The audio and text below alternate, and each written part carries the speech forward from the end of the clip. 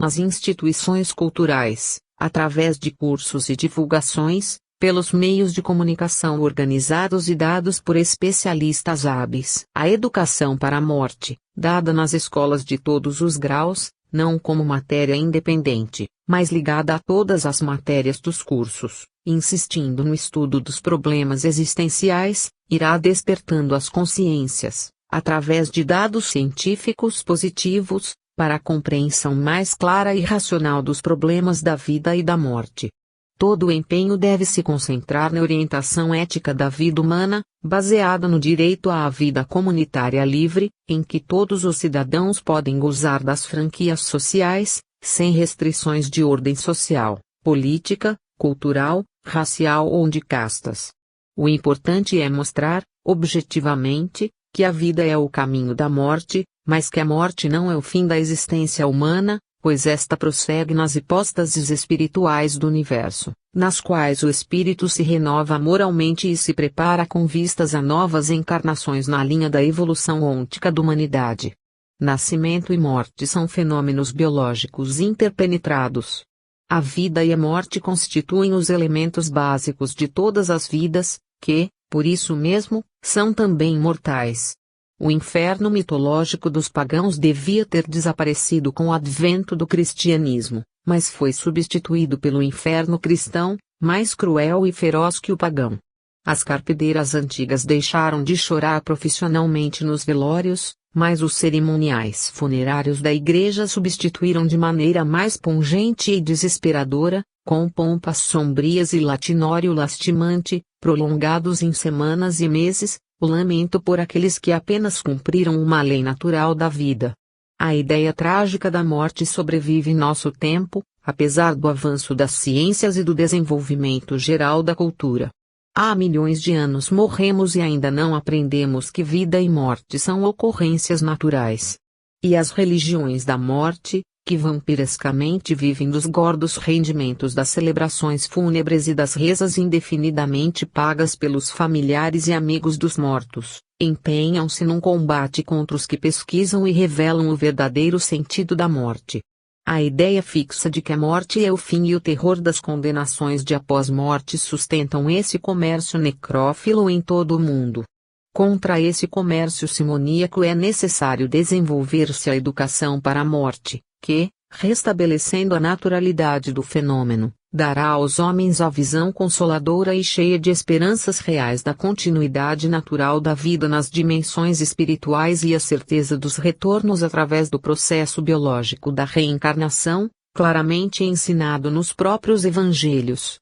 Conhecendo o mecanismo da vida, em que nascimento e morte se revezam incessantemente, os instintos de morte e seus impulsos criminosos irão se atenuando até desaparecerem por completo. Os desejos malsãos de extinção da vida, que originam os suicídios, os assassinatos e as guerras, tenderão a se transformar nos instintos da vida.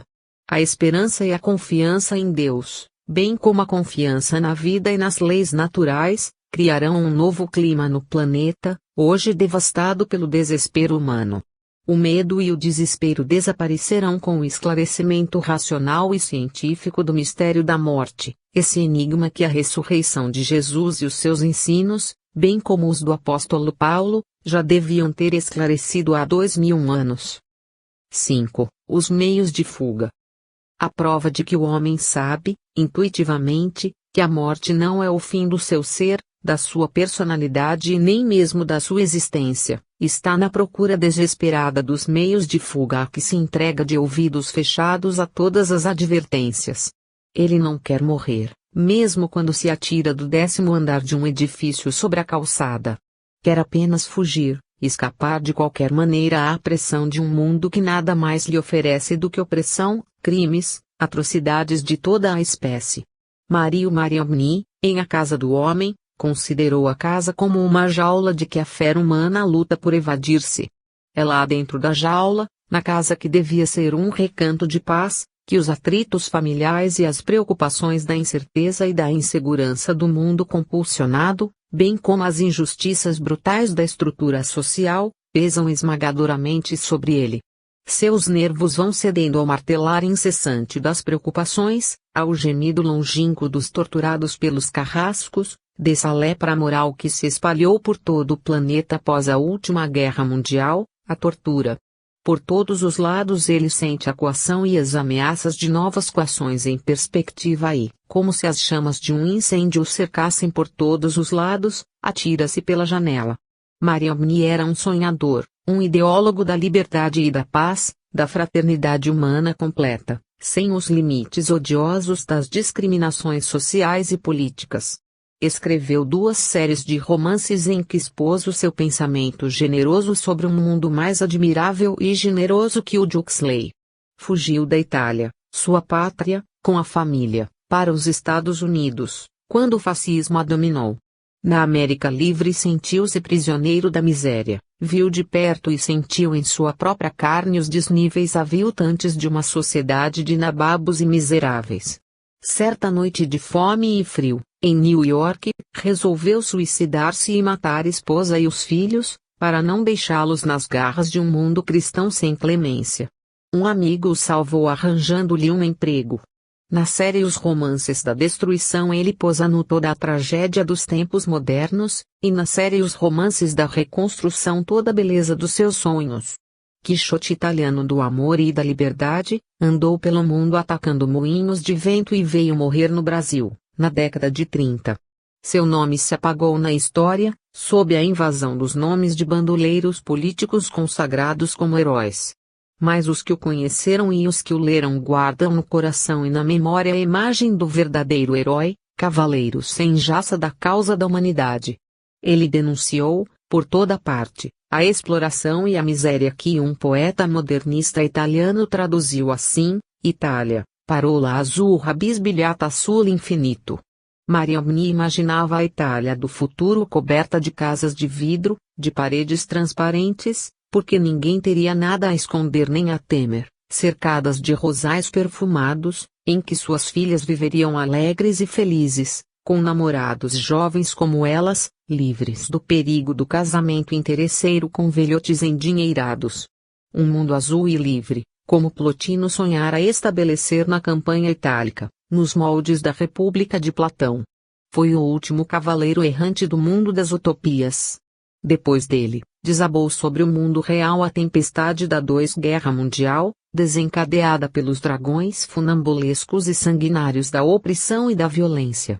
E no rastro de cadáveres, sangue e maldição deixada pela guerra abriram-se as veredas da fuga, o suicídio de Stefan Zweig no Rio, o assassinato de Gandhi na Índia, a enxurrada dos tóxicos, as revoltas de estudantes, as invasões e destruições vandálicas de universidades em nome da ordem e da força contra o direito, as aberrações sexuais justificadas pela psicologia da libertinagem, a mentira oficializada no plano internacional, os assaltos universais, os sequestros a serviço da política de extorsão e assim por diante, no rol das monstruosidades sem limites. De tal maneira o mundo envelhecido se desfigurou que teólogos desvairados proclamaram a morte de Deus e anunciaram fanfarronescos o advento do cristianismo ateu nos sofismas de brilhareco escuso dos livros pensados e escritos na pauta do sem sentido. As bombas voadoras de Hitler transformaram-se nos foguetes espaciais da maior epopeia moderna, a conquista do cosmos. E, por sua origem e seus objetivos suspeitos, a epopeia cósmica, nascida das cinzas quentes da guerra, no ninho de ovos explosivos das bombas atômicas e subatômicas, integrou-se no campo dos meios de fuga. Era a fuga desesperada do homem para as estrelas, não para buscarem a paz e a harmonia, a justiça e o direito, a verdade e a dignidade, mas para permitirem a mais fácil e segura destruição do planeta através de foguetes criminosos que, em baterias celestes instaladas na Lua e nos planetas mais próximos, pudessem aniquilar a Terra em apenas alguns segundos de explosão nuclear. Já que a morte era o nada, a nadificação possível da vida, era também conveniente que os guerreiros da era cósmica dessem realidade efetiva e moderna aos raios de Júpiter disparados sobre o mundo. Não foi da mente supraliminar dos forjadores de foguetes, mas do inconsciente profundo, marcado pelas introjeções do terror, do desrespeito ao homem, do arbítrio e da força, do esmagamento mundial da liberdade, da coação extremada que surgiu e se impôs à consciência supraliminar o projeto da conquista diabólica dos espaços siderais. Na base e no fundo dessas maquinações gloriosas podemos detectar as raízes do desespero e da loucura, a que a simples idealização da morte como nadificação total, roubando ao homem suas esperanças e seus anseios, desencadeou a corrida espacial ao lado da corrida armamentista das grandes potências mundiais. Os primeiros homens da cosmogonia mítica da Grécia Antiga, segundo o banquete de Platão, eram os hermafroditas, criaturas duplas, homens e mulheres ligados pelas costas, que andavam girando na agilidade de suas 4 pernas. Constituíam a unidade humana completa, o casal fundido numa unidade biológica de grande potência.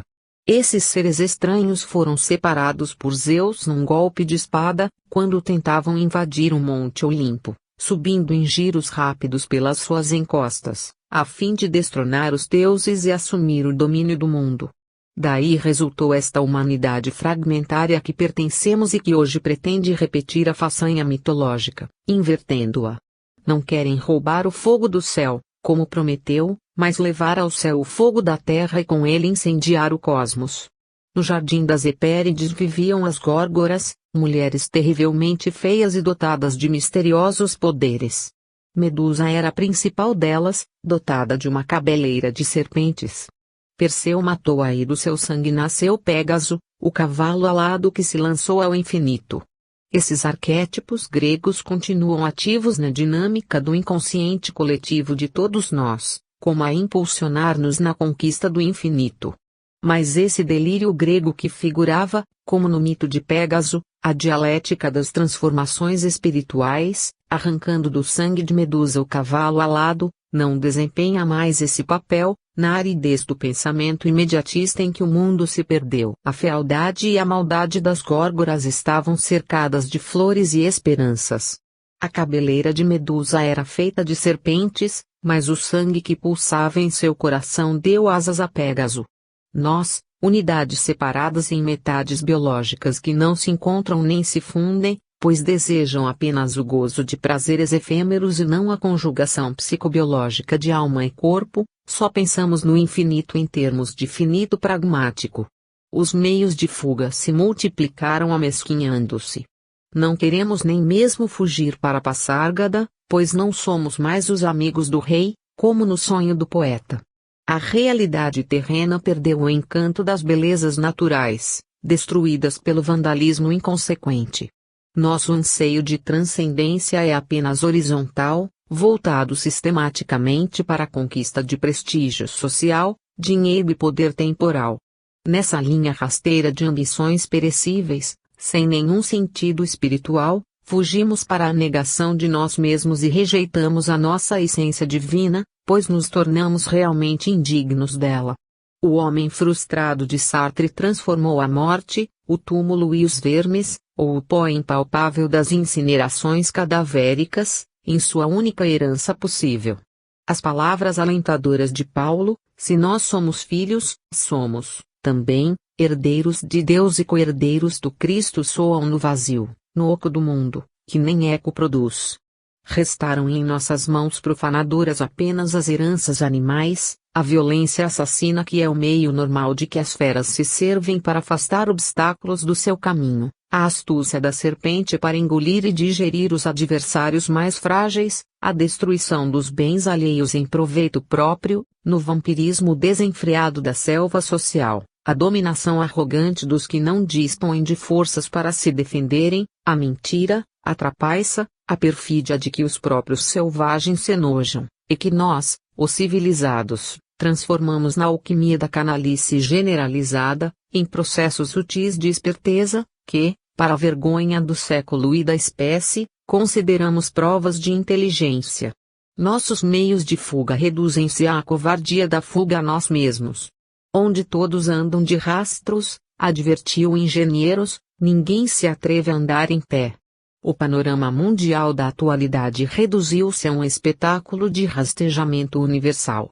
Porque é preciso viver, acima de tudo viver, pois só os materiais da vida terrena significam alguma coisa nas aspirações terrenas. A existência, em que o homem se afirma pela dignidade da consciência, pelo esforço constante de superação de si mesmo, foi trocada em miúdos, em níqueis inflacionados, pelo viver larvar do dia a dia rotineiro e da subserviência ao desvalor dos que conquistaram os postos de comando na sociedade aviltada. Inteligências robustas e promissoras esvaziam-se na consumação de si mesmas, servindo de maneira humilhante a senhores ocasionais, que podem assegurar-lhes o falso prestígio de salários altos e posições invejadas pela corja rastejante.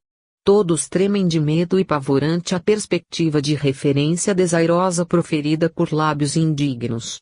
Todos os sentimentos nobres foram aviltados e os jovens aprendem, a coronhadas e bufos de brutamontes e primatas, que mais vale a boca calada e a cabeça baixa do que o fim estúpido e definitivo nas torturas das prisões infectadas. Porque a única verdade geralmente aceita é a do nada. Se o domínio é da força e da violência, a covardia se transforma em regra de ouro que só os tolos não aceitam. Tudo isso porque se ensinou às gerações sucessivas, através de 2 milênios, que o homem não é mais do que pó que em pó se reverterá. Os sonhos do antigo humanismo foram simples delírios de pensadores esquizofrênicos. A ordem geral, que todos aceitam, é viver para si mesmo e mais ninguém. 6. A heroica pancada. Preparar para a vida é educar para a morte. Porque a vida é uma espera constante da morte. Todos sabemos que temos de morrer e que a morte pode sobrevir a qualquer instante. Essa certeza absoluta e irrevogável não pode ser colocada à margem da vida. Quem se atreve a dizer, a morte não importa, o que importa é a vida, não sabe o que diz, fala com insensatez. Mas também os que só pensam na morte e se descuidam da vida são insensatos. Nossa morte é o nosso resgate da matéria. Não somos materiais, mas espirituais. Estamos na matéria porque ela é o campo em que fomos plantados, como sementes devem germinar, crescer, florir e frutificar. Quando cumprirmos toda a tarefa, tenhamos a idade que tivermos, a morte vem nos buscar para reintegrar-nos na condição espiritual. Basta esse fato, que é incontestável, para nos mostrar que da nossa vida depende a nossa morte. Cada pensamento, cada emoção, cada gesto e cada passo na vida nos aproximam da morte. E como não sabemos qual é a extensão de tempo que nos foi marcado ou concedido para nos prepararmos para a morte, convém que iniciemos o quanto antes a nossa preparação, através de uma educação segundo o conceito de existência. Quanto antes nos prepararmos para a vida em termos de educação para a morte, mais fácil e benigna se tornará a nossa morte, a menos que pesem sobre ela compromissos agravantes de um passado criminoso. A preparação para a vida começa na infância e os pais são responsáveis por ela. A criança é o ser que se projetou na existência, disparado como um projétil que deve transpassá-la do começo ao fim, furando a barreira da morte para atingir a transcendência. Vem ao mundo com a sua maleta invisível, carregada de suas aquisições anteriores em vidas sucessivas. Muitas vezes a maleta é tão pesada que os pais quase não suportam carregá-la e temem abri-la. Mas há sempre ajudantes invisíveis que tornam a tarefa mais fácil do que parece à primeira impressão. Seja como for, o hóspede chegou para ficar, pois pertence à família e é geralmente no seio dessa que tem os maiores compromissos, sempre recíprocos e inadiáveis, intransferíveis. Na sua bagagem, incorporada ao seu organismo físico e psíquico, pode haver membros incompletos, estragados, desgastados, não se sabe onde nem quando, psiquismo descontrolado, mente destrambelhada e muitas coisas mais que a convivência irá revelando. A carga mais pesada é quase sempre o ódio, aversão ou antipatia a elementos da família, que se tornam às vezes intoleráveis.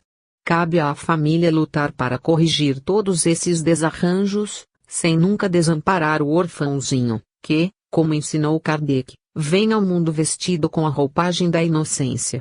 A criança revela toda a sua bagagem enquanto não atingir a fase de amadurecimento necessário para comunicar-se com facilidade.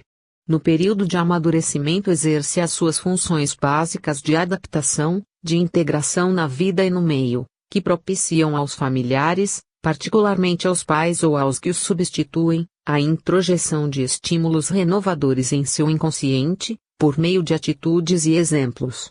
O instinto de imitação da criança favorece e facilita o trabalho dos pais e dos familiares, e eles muito poderão fazer em seu benefício, desde que mantenham no lar um ambiente de amor e compreensão.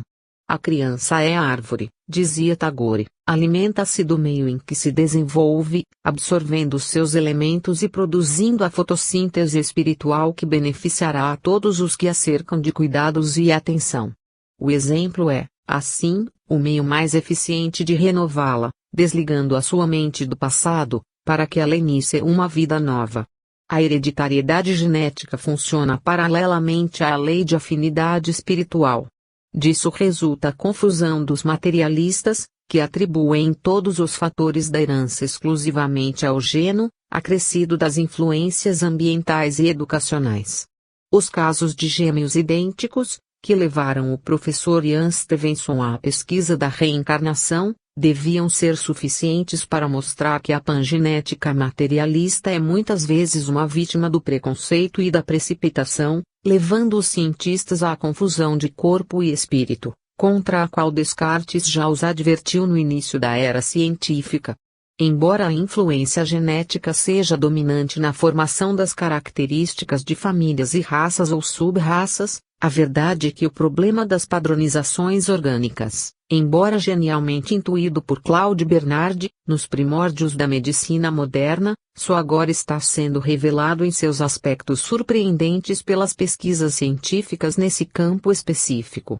As experiências com transplantes de membros em embriões de ratos mostraram que uma perna traseira do embrião, transplantada para o lugar de um braço, desenvolve-se, sob a influência do centro padronizador local, como braço. A formação total do organismo é dirigida pelo corpo bioplásmico, provado e pesquisado pelos cientistas soviéticos da Universidade de Kirov. Mas os centros energéticos desse corpo se distribuem em subcentros locais que operam no processo genésico de acordo com as funções específicas dos órgãos. Por outro lado, as pesquisas parapsicológicas revelaram a poderosa influência da mente, já há muito aceita pelo povo e suspeitada por diversos especialistas, na formação e desenvolvimento dos organismos humanos. A misteriosa emanação de ectoplasma do corpo dos médiuns, nas experiências metapsíquicas de Richetti e outros, e sua posterior retração, na reabsorção pelo corpo, provada experimentalmente nas pesquisas de von Notzing e Madame Bisson, na Alemanha, confirmaram a existência do modelo energético do corpo suspeitado por Claude Bernard. Nas pesquisas recentes de Kirov e de universidades americanas e europeias ficou demonstrado que o ectoplasma se constitui das energias do plasma físico de que, por sua vez, é formado o referido corpo. Essas e outras pesquisas e experiências universitárias oferecem base científica à intuição de Ubaldi, que viu nos fenômenos de materialização de espíritos em sessões experimentais mediúnicas o desenvolvimento de uma nova genética humana para o futuro, na qual as mulheres serão libertas do pesado encargo da gestação e do parto da herança animal. Gustave Gelei e Eugène Osti, continuadores de Richetti nas pesquisas metapsíquicas, verificaram que a ocorrência de emanações bioplásmicas dos médiums é mais constante do que se supunha no século passado, verificando-se em reuniões comuns de manifestações espíritas. O mistério das formações de agêneres, que Kardec chamou de aparições tangíveis, em que pessoas mortas se apresentam a amigos e parentes como ainda vivas no corpo, capazes de todos os atos de uma pessoa comum, desfazem o mistério do ectoplasma de Richetti e derrubam o dogma da ressurreição carnal de Jesus, dando razão ao apóstolo Paulo, que ensina de Epístola aos Coríntios: o corpo espiritual é o corpo da ressurreição. É significativo que tenha cabido aos cientistas soviéticos, na Universidade de Kirov, provar através de pesquisas tecnológicas a realidade dessas ocorrências. A reação ideológica do poder soviético não pode cientificamente anular os resultados dessas pesquisas nem escamotear a qualificação científica dos pesquisadores. Diante desses dados, uma pessoa normal compreende que o problema da sobrevivência do homem após a morte e o da sua volta à existência através da reencarnação não são resquícios de um passado supersticioso ou de religiosismo ilógico, portanto fanático, mas são, pelo contrário, problemas científicos do nosso tempo. Não se trata de crer nisto ou naquilo, de se pertencer a esta ou aquela religião, mas de se equacionar a questão espiritual em termos racionais para se poder chegar a uma conclusão real. Não vivemos mais no tempo das religiões de tradição e nem mesmo podemos aceitar, atualmente, o misticismo irracional, ignorante, alienante e piegas salvacionista. Essas religiões que nos prometem a salvação em termos de dependência aos seus princípios contraditórios e absurdos, só subsistem neste século graças à ignorância da maioria, das massas incultas e do prestígio social, político e econômico que conseguiram num passado bárbaro da Terra. Por isso mesmo elas agora se esfarinham aos nossos olhos em milhares de seitas ingênuas pastoradas por criaturas audaciosas e broncas. Uma pessoa medianamente instruída não pode aceitar as absurdas verdades, por mais piedosas que sejam, dessas religiões de salvação.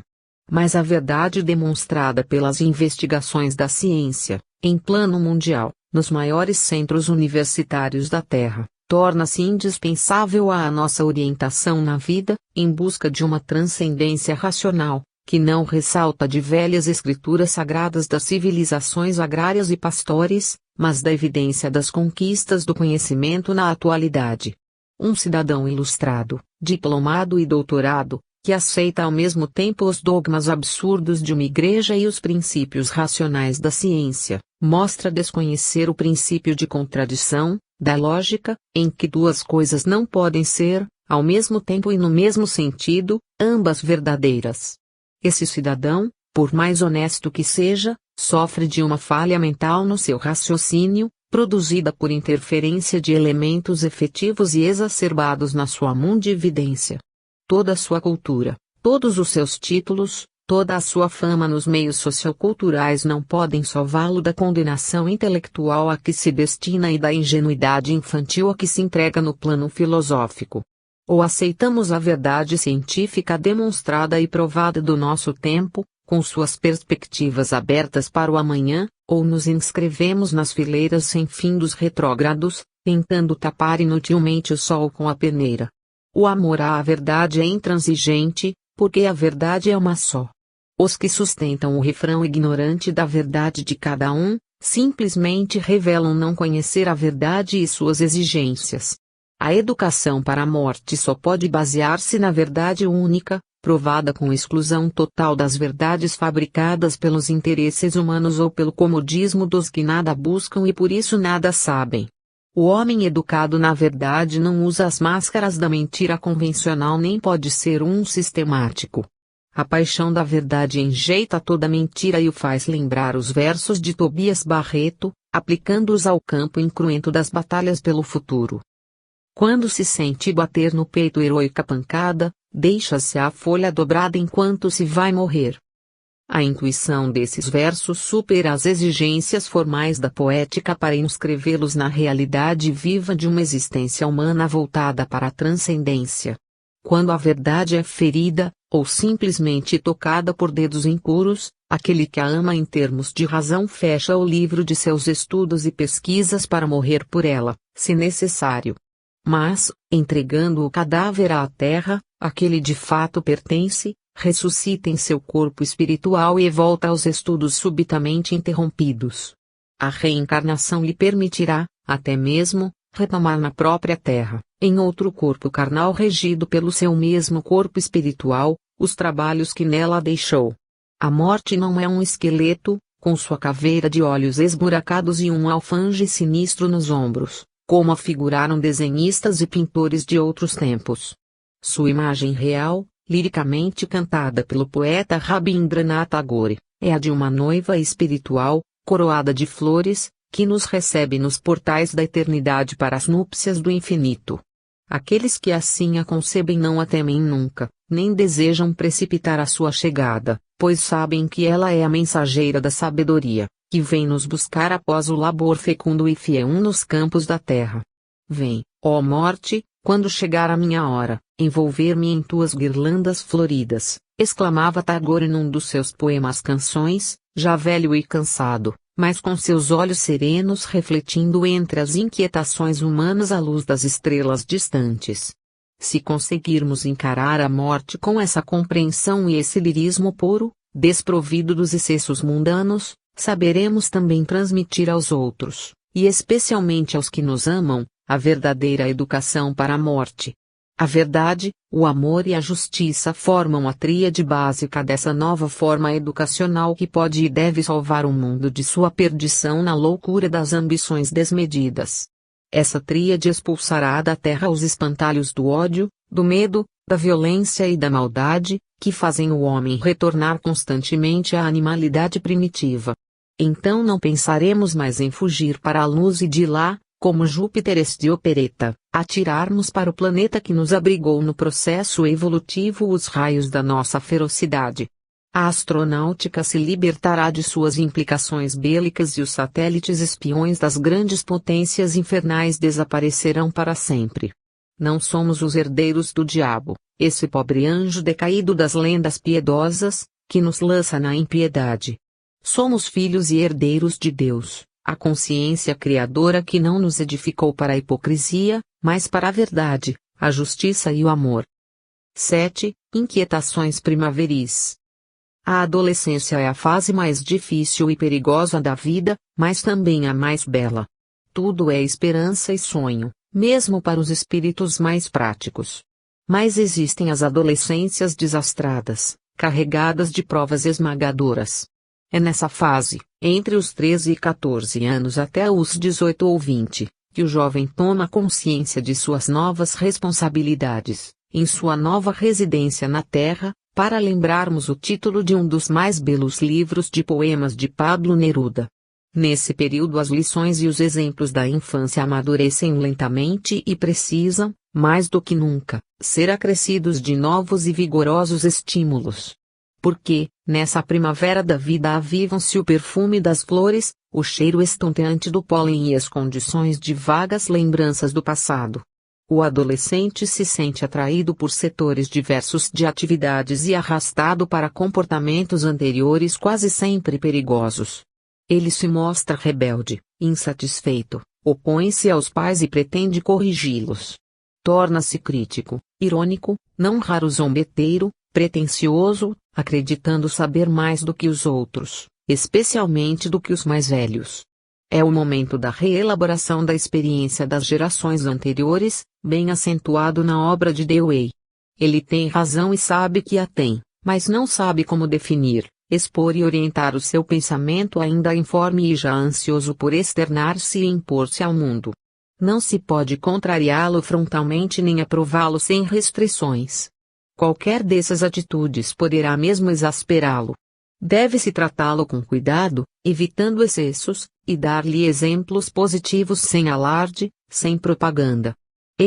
Só ele é quem deve perceber o que se faz de bom ou de mal a seu redor. Estímulos bons e tentações perigosas perturbam a sua alegria, pequenas recepções lhe parecem definitivas. É nessa fase que se pode perceber, mais ou menos, quais os tipos de experiências por que ele passou na última encarnação. Essa percepção oferece indicações importantes para a orientação do processo educativo, desde que consideradas com cautela e confrontadas com outras manifestações que as corroboram. De qualquer maneira, não se deve dar ciência dessas observações ao jovem. Elas servem apenas para os pais e os familiares integrados no trabalho de orientação. Comunicações de entidades sérias e suficientemente conhecidas poderão também auxiliar. Nas famílias espíritas, bem integradas na doutrina, o processo se torna mais facilmente realizável. Nas famílias católicas e protestantes, ou integradas em seitas antirreencarnacionistas, as dificuldades são maiores, mas não insuperáveis. A leitura e o estudo das obras de Kardec ajudarão muito o desenvolvimento do processo educativo, desde que o adolescente se mostre interessado pelo conhecimento do problema. Forçá-lo a isso seria contraproducente. Tudo o que representar ou parecer imposição será fatalmente rejeitado. A leitura referida poderá ser sugerida por outro adolescente, sem que se deixe transparecer o dedo de um adulto por trás da tentativa. De maneira geral, a observação da vocação e das tendências do adolescente são importantes. Mas o mais importante será sempre o exemplo dos mais velhos, na família e na escola, pois o instinto de imitação da criança subsiste no adolescente e se prolonga, geralmente, na maturidade, diluído mais constante, o que podemos verificar facilmente no meio social comum. Os tempos atuais não são favoráveis a bons exemplos, mas há sempre bons livros a se presentear a um adolescente no seu aniversário, sem se deixar perceber qualquer intenção orientadora. Os livros que tratam de problemas espirituais e morais devem ser de autores arejados, que encarem o mundo e a vida de maneira objetiva, sem cair no sermonário ou no misticismo piegas. Ou tratamos com os jovens numa linguagem clara, direta e positiva ou não seremos ouvidos. As novas gerações são vanguardeiras de um novo mundo e não querem compromissos com o mundo de mentiras e hipocrisias em que vivemos até agora. Não se pense, porém, que todos os adolescentes são difíceis. No seu excelente estudo A Crise da Adolescência, Maurice Debussy tem muito para nos ensinar. As inquietações primaveris da adolescência refletem amarguras e alegrias de outras encarnações. As amarguras correspondem a fracassos dolorosos de uma vida passada, que tanto pode ser a última como também uma encarnação anterior, até mesmo longínqua. As alegrias refletem acontecimentos felizes, que por isso carregam também as sombras da saudade, gerando no adolescente estranhas e profundas nostalgias. Não se trata propriamente de lembranças ou recordações, mas apenas de um eco soturno que parece ressoar nas profundezas de uma gruta.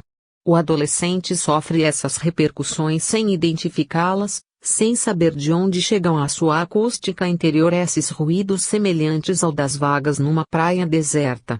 Anseios indefinidos brotam do seu coração, tentando arrastá-lo para distâncias desconhecidas, mundos perdidos no tempo. Criaturas amadas mas desconhecidas que o chamam e anseiam por encontrá-lo.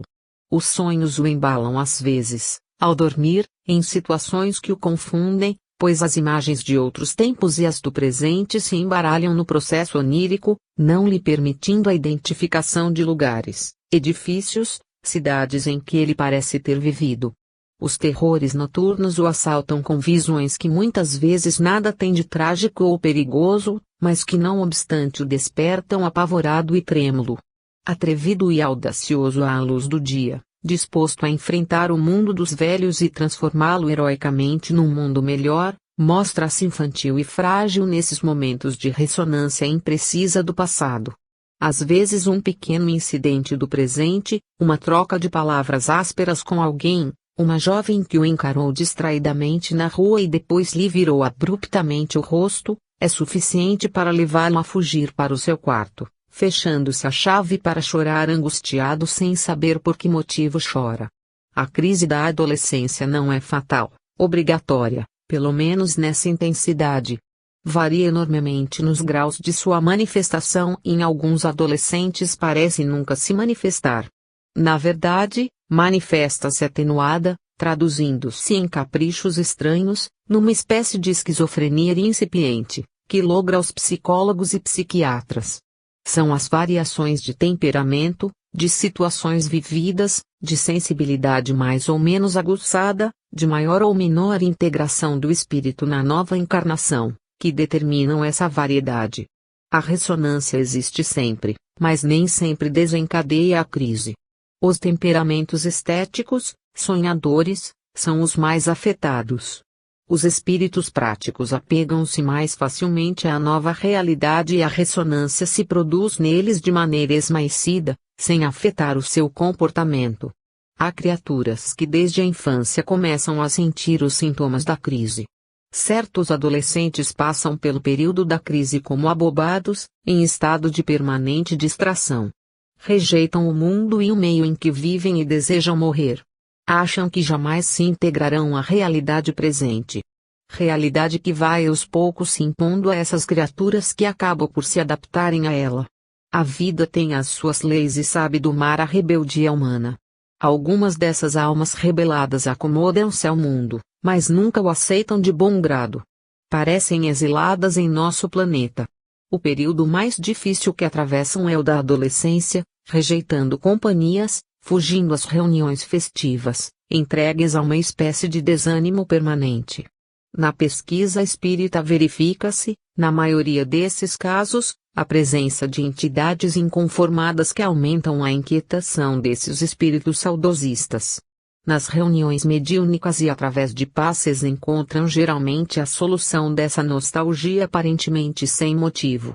O mundo atual pressiona de maneira arrasadora essas almas sensíveis, que muitas vezes estão passando pelos resgates de privilégios que usaram e abusaram aqui mesmo, na Terra.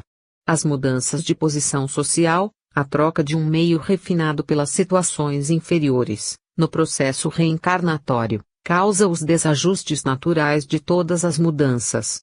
Mas cada alma já vem preparada espiritualmente para superar essas dificuldades dos períodos de adaptação. Na educação para a morte, esses casos são naturalmente prevenidos através dos esclarecimentos da finalidade da existência. Ensinando-se e provando-se, com os dados científicos hoje amplamente conseguidos, que a evolução é a lei geral do universo e que a evolução humana se desenvolve em etapas sucessivas que nos levam sempre a situações melhores, as inquietações da adolescência são compensadas pela esperança e até mesmo a certeza de um futuro melhor. O desespero e o desânimo são sempre produzidos pela ausência da esperança. Em geral, essa ausência decorre de informações negativas sobre o destino humano. As informações positivas e desinteressadas, fornecidas por cientistas que buscam a verdade e não a ilusão mística das religiões, sempre interessadas no proselitismo de que vivem, são mais facilmente aceitas e compreendidas. A desmoralização natural das religiões da morte abriu as portas do mundo às concepções negativas do materialismo e do ateísmo. Por isso o mundo se tornou mais árido e insuportável, uma espécie de prisão espacial em que a espécie humana está condenada a uma vida de réprobo sem perspectiva. E de tal forma essa prisão asfixiou a Terra que os próprios cientistas, infensos à questão espiritual, incumbiram de derrubar a ditadura da física, como assinalou Rini. O cálculo de probabilidades substituiu a rigidez das operações exatas e invariáveis da concepção mecanicista. Introduzido o espírito nas equações físicas, a liberdade se impôs nas avaliações da mecânica e da dinâmica da natureza.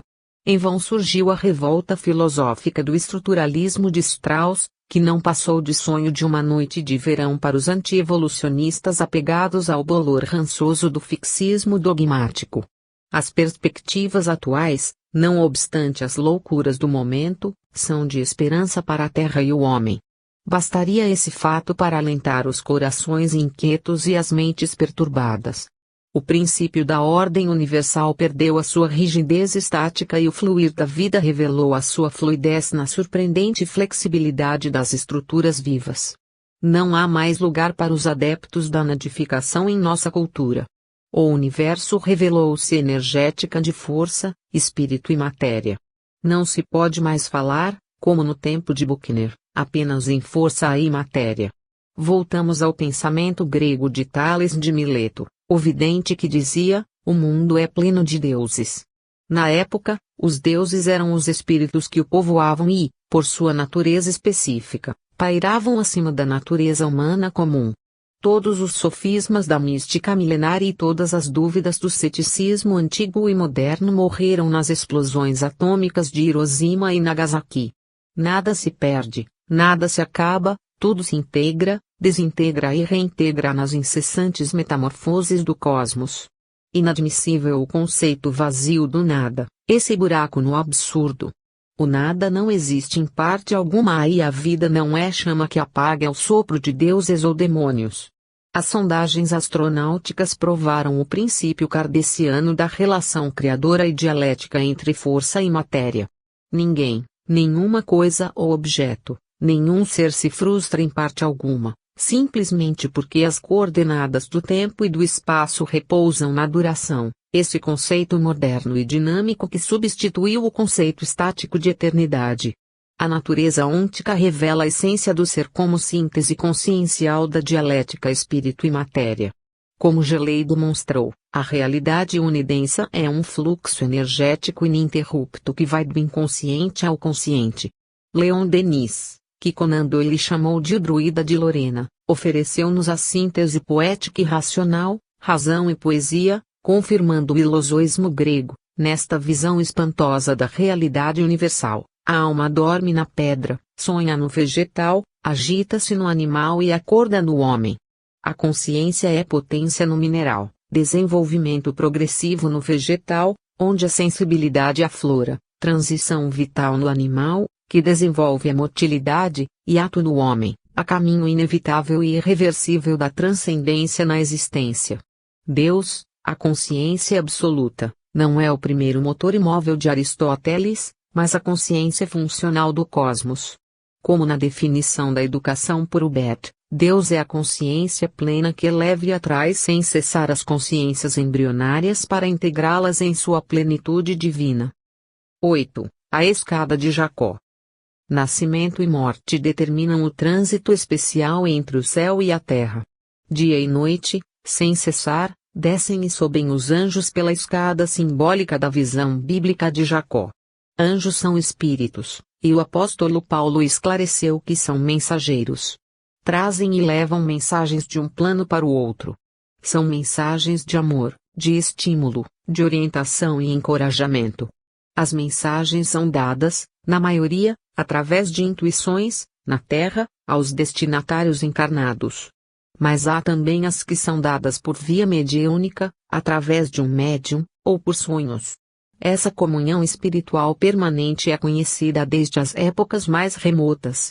Mas só em 1857, com a publicação de O Livro dos Espíritos, de Allan Kardec, em Paris, o problema foi encarado como positivo e levado à consideração dos sábios e das instituições científicas. As igrejas cristãs, tendo à frente a católica romana, levantaram-se contra essa colocação, que diziam simplória, de um grave problema teológico. Só os clérigos e os teólogos, segundo elas, tinham direito a tratar do assunto. Um século depois, a questão estava nas mãos das ciências e a ciência espírita, fundada por Kardec, era colocada à margem do mundo científico, por não possuir um objeto legitimamente científico, material, ao alcance dos sentidos humanos. Richetti levantara, na metapsíquica, a tese do sexto sentido, e Kardec sustentava que os fenômenos mediúnicos, pelo fato mesmo de serem fenômenos, constituíam objeto sensível da ciência espírita. Em 1830 os professores Joseph Banques Rhine e William McDougall lançavam na Universidade de Duke, na Carolina do Sul, Estados Unidos da América, a nova ciência da parapsicologia, para a investigação desses mesmos fenômenos. E em 1840 ambos proclamavam, com seus colaboradores, a prova científica da clarividência. Dali por diante cresceu rapidamente no mundo o interesse pelo assunto e surgiram pesquisas e cátedras em todas as grandes universidades da América e da Europa. Hoje a questão é pacífica no plano científico, e mesmo no religioso, pois a Igreja aceitou a realidade dos fenômenos e interessou-se efetivamente pelas pesquisas. A parapsicologia avançou rapidamente, seguindo a trilha da ciência espírita, sem nenhum desvio. Vencida a barreira dos preconceitos e das sistemáticas a que se apegavam numerosos cientistas, a parapsicologia definiu-se como a ciência do homem. Rhine, ao aposentar-se na Universidade de Duke, estabeleceu a Fundação para a Pesquisa da Natureza Humana. A parapsicologia sustenta a natureza espiritual do homem e suas possibilidades de ação extensiva e intensiva no plano físico e mental ou espiritual. A mente, que não é física, age sobre a matéria por vias não físicas, declarou Rhine, apoiado por grandes nomes da ciência em todo o mundo. Essa declaração mudou o panorama cultural do planeta. Hoje ninguém duvida, Quando nasce uma criança, que se trata de um espírito humano reencarnado biologicamente na Terra. Embora ainda existam setores científicos infensos à nova ciência, firmou-se no mundo de maneira definitiva. Os cientistas que a negam ou rejeitam são considerados como retrógrados ou se definem a si mesmos como pertencentes a religiões que não devem aceitar os novos princípios. A morte perdeu o sentido de negação da vida. Os fenômenos teta, um dos últimos tipos de fenômenos paranormais pesquisados pela parapsicologia, nada mais são do que as comunicações mediúnicas. Além do trânsito entre a Terra e o céu, o mais movimentado do mundo, existe agora a comunicação permanente entre os homens e os espíritos. As descobertas físicas no plano das pesquisas sobre a estrutura da matéria mostraram que não vivemos num mundo tridimensional, mas multidimensional. Os que morrem na Terra passam para os planos da esfera semimaterial, de matéria rarefeita, que a circunda, e, conforme o seu grau evolutivo, para as hipóstases espirituais entrevistas por Plotino, na fase helenista da filosofia grega. Nas sessões espíritas, em todo o mundo, milhares de pessoas conseguem conversar com amigos e parentes mortos, que dão provas evidentes de sua sobrevivência após a morte. As restrições dos sistemáticos e preconceituosos continuam, mas a realidade se impõe de tal maneira que essas restrições já diminuíram assustadoramente. A Terra se espiritualiza, apesar do materialismo das religiões. E a morte já não amedronta milhares dos milhões de criaturas que morrem todos os dias. Geralmente não se pensa no que isso representa para a humanidade. Entregues às suas preocupações absorventes do seu dia a dia, homens e mulheres ainda vivem na Terra como há milhões de anos. Cuidam da vida sem se preocuparem com a morte. Essa posição anestésica é útil na Terra, mas desastrosa nos planos espirituais. Nas manifestações de espíritos, fenômenos teta, pode-se avaliar o prejuízo causado às criaturas por essa alienação à matéria. Embriagados pelos seus anseios de conquistas materiais, praticamente tragados pela vida prática, a maioria dos que morrem não tem a menor noção do que seja a morte. Entram em pânico após o trespasse, apegam-se depois a pessoas amigas de suas relações, perturbando-as sem querer ou procurando, através delas, sentirem um pouco da segurança perdida na Terra. Além desses prejuízos, a falta de educação para a morte causa o prejuízo maior dos desesperos, angústias existenciais e loucuras que hoje varrem a Terra em toda a sua extensão. Por outro lado, é preciso considerar-se os prejuízos imensos produzidos pela ignorância das finalidades da vida. As próprias ciências sofrem dessa ignorância, que lhe barra o caminho de descobertas necessárias para a melhoria das condições da vida terrena. Por mais atilados e dedicados que sejam os cientistas, se não tiverem conhecimento das leis fundamentais que regem o planeta e condicionam a humanidade, não podem penetrar nas causas dos males e problemas que enfrentam. É questão pacífica que a falta de conhecimento preciso e amplo do meio em que estamos nos deixa entregues a perigos que não podemos prever. É o que agora mesmo acontece, no caso da poluição perigosíssima do planeta pelas exigências do desenvolvimento industrial. A falta de interesse pela ecologia mergulhou o mundo numa situação desastrosa, que ainda não sabemos como poderemos superar. A ciência teve-se aos efeitos, deixando as causas por conta da filosofia e da religião. Esta última fechou-se em dogmas ilusórios, mandando às calendas a questão fundamental das causas.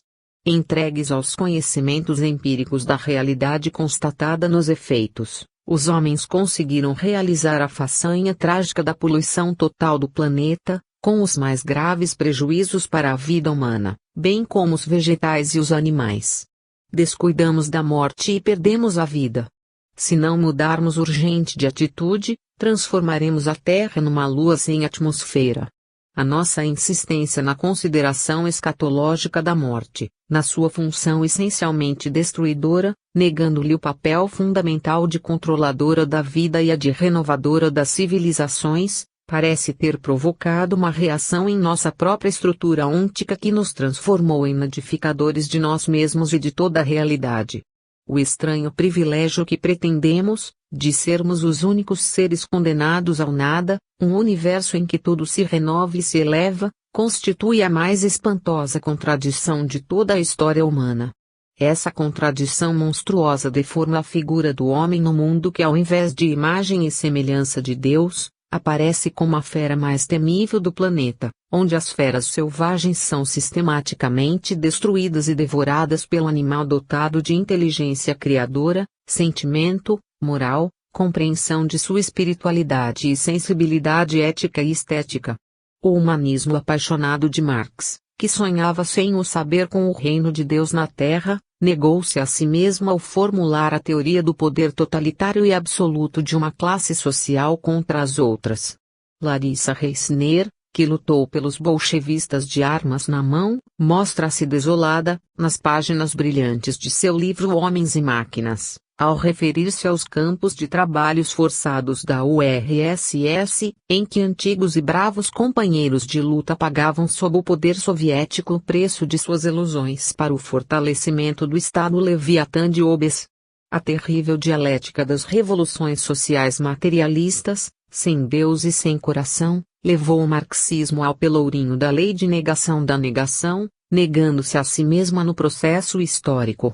Sem o respeito do homem por si mesmo, pela sua condição humana, todas as tentativas de melhorar o mundo acabam na asfixia da liberdade, nadificando o homem depois de transformá-lo em objeto. É essa também a contradição fundamental de Sartre em O Ser e o Nada e na crítica da razão dialética. Mas é precisamente das contradições entre a tese e a antítese que podemos obter a síntese que nos dá a verdade possível de cada problema. Os anjos que descem pela escada de Jacó, na alegoria bíblica, representam a tese da proposição existencial, a verdade possível do céu, ou seja, dos planos divinos, entendendo-se por divino aquilo que supera a condição material. Mas são esses mesmos anjos que voltam para o céu representando a antítese. O trânsito espacial resulta da síntese humana em que a proposta terrena e a resposta celeste se fundem no processo existencial da transcendência. Por isso Kardec rejeitou as revelações proféticas do passado, individuais e exclusivistas, que geraram as religiões da morte, estabelecendo o princípio das revelações conjugadas, de natureza científica, em que o mundo é a tese, o homem é a antítese e a verdade é a síntese. Essa síntese, como acentuou Leon Denis, é a mundividência espírita, de difícil compreensão para os anjos que descem e ficam na rotina terrena, no círculo vicioso das reencarnações repetitivas.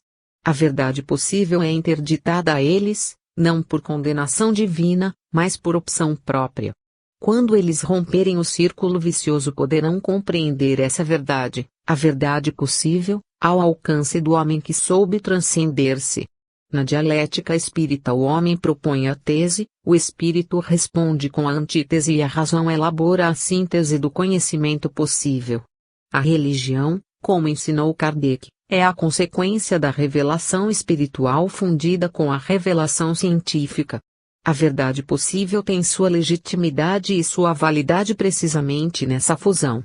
Os limites da vida terrena condicionam a realidade humana às possibilidades cognitivas da mente humana atualizada na matéria. O espírito revela um princípio espiritual e o cientista revela a lei terrena a ela correspondente. Só nesse processo de perfeito equilíbrio o homem pode evitar os perigos do misticismo alienante, para viver na Terra em marcha para a transcendência, através da existência. É esse o processo que permite a fusão dialética de ciência e religião, como fundamento de toda a verdade possível na era cósmica.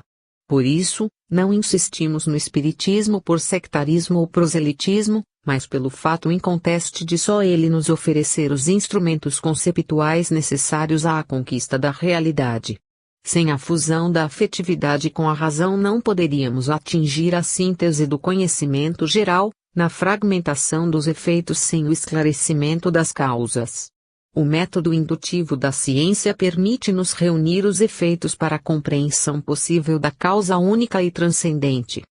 9. Jovens e maduros. O conceito de educação como o chamado de uma consciência para elevar ao seu nível uma consciência imatura, segundo René Albert, coloca a questão no plano rawlsianiano da educação individual para simplificá-la, mas aplica-se a todas as formas da educação coletiva. Rawlsian mesmo usou essa tática, pois não desejava reduzir a educação a um sistema privado de elite. A educação como um ato de amor dirige-se a toda a humanidade. Qualquer discriminação no processo educacional, seja por motivos raciais, sociais, nacionais ou outros, é uma deturpação do processo educativo e uma traição à sua